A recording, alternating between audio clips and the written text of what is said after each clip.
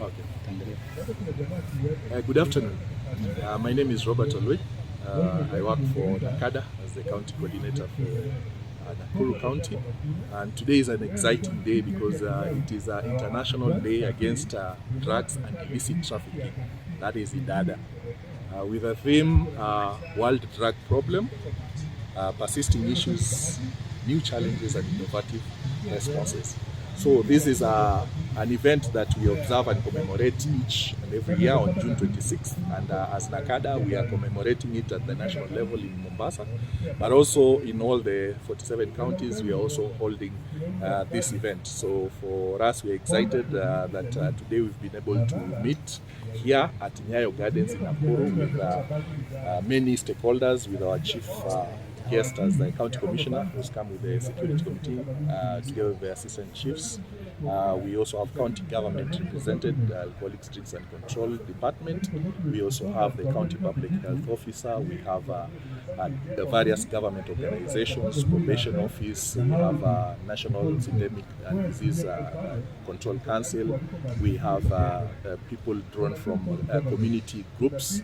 That is community-based organization. We also have Interreligious Council representing the religious leaders, and also treatment and rehabilitation facilities that are drawn from within this county. So, and we also have members of public. We also have people from Boda, the youth and young.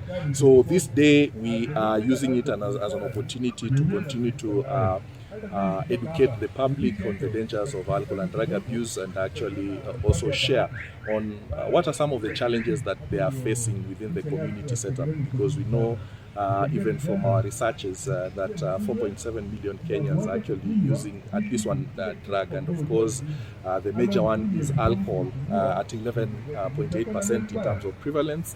And of course, here in Nakuru County, together the multi-agency, we have been cracking down on illicit brews. But of course, the young people are telling us that there are also emerging drugs that are coming in, like one that has been cited as SGR, a kind of liquor that is concocted with ethanol and this other water, and of course when people take it they black out. I mean, the effect is so strong. I mean, with 20-50 bob somebody can actually be knocked out by this drug. So we are trying to work with the intelligence to crack down on the same. Even bangi, which they are complaining is also affecting the young people. We are also working with the various agencies to be able to crack down on the same, and also use the community structures, because Nyumba Kumi are also here, and you know, sharing the intelligence information regarding these drugs helps a lot in terms of enforcement. But we know that much as we do supply suppression, we also need to do public education and awareness to tell young people about the dangers of these drugs. So we are doing this through the various community structures, barazas, and of course even for schools, both primary and high school, and universities. We invited universities here, Egerton University, KMTC, and RVIST. All these are the institutions we usually go and conduct sensitization, because we know that universities and colleges is also another frontier where young people are taking drugs. So it is a menace that we need to combat in all aspects, right from prevention, and those who are affected. We have treatment and rehabilitation owners who are here highlighting the services that are offered in those places, and of course Nakada as the regulator, we usually accredit some of these facilities so that those who are affected can actually go and get help. So we realize that another key emerging thing is the fact that there are also new psychoactive substances like drugs, amitriptyline, tramadol, mefamantine, which is actually also affecting people, and it is something that through the recently launched water analysis that we did a few weeks ago has actually revealed that there are many drugs that are being taken by the people. And Nakuru, of course, was also one of the cities and towns that the samples were taken from. So as Nakada, we are coming up with innovative ways in which we can be able to address some of these challenges of drugs beyond public education and enforcement, also using data and research to inform us what are some of the new trends. And we are also telling parents to be vigilant, because again, when children are on holiday, when children are at home, some of them also fall into alcohol and drug abuse, and it boils down to positive parenting. We need parents who are responsive. They communicate, listen to their children. We need parents who are also really providing structure. You know, young people as they grow, I mean, with the influence of social media and all these other things, they need direction. And of course, at the home setup, you also need to set up an example. Somebody who doesn't drink, but again, provide, you know, limits in terms of the time when they come home. You monitor who are their friends, which parties do they go to, which activities do they go to, are there adults who are going to, you know, be there, present, and also telling them about the dangers. Be involved by communicating, monitoring them, you know, spending time with them. Be involved because some of them are now taking things like vape. Vape is becoming very popular amongst young people because they think their perception in terms of harm is low of these things because they think it's harmless, but it still has nicotine, which is actually an active ingredient of tobacco that leads to addiction, dependence on some of these things, shisha and the like. And we know that some of them are getting laced with, you know, hard drugs, heroin, cocaine.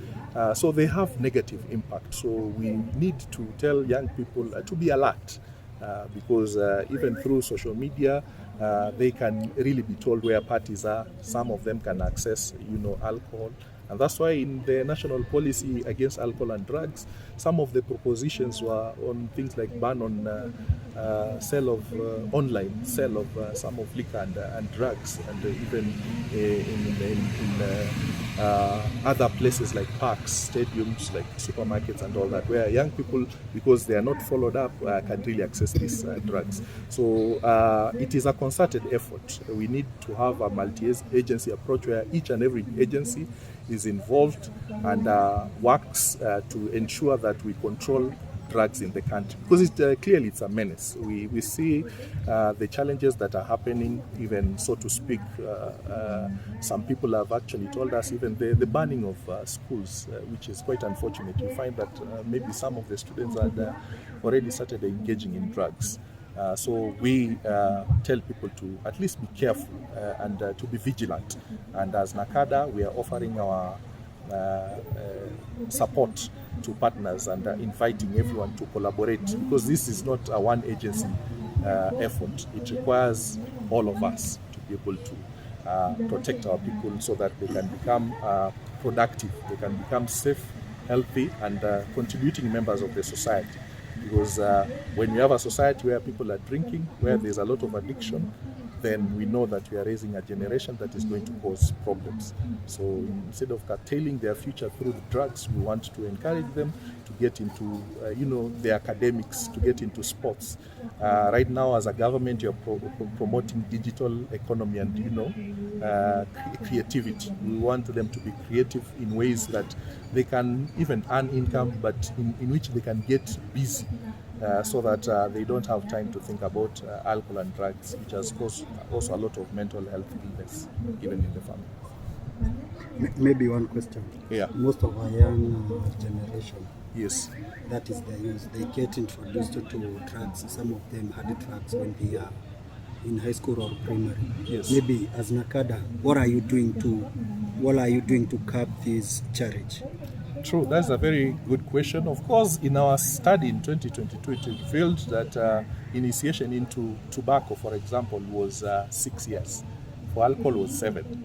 For cat was, I think, 8, and cannabis 9. So these are quite young ages, which is quite alarming. And of course, we did research for primary school, which shows 2.6 primary students are taking alcohol and 3.8 taking alcohol in secondary school. So you see that the age of initiation has really gone down.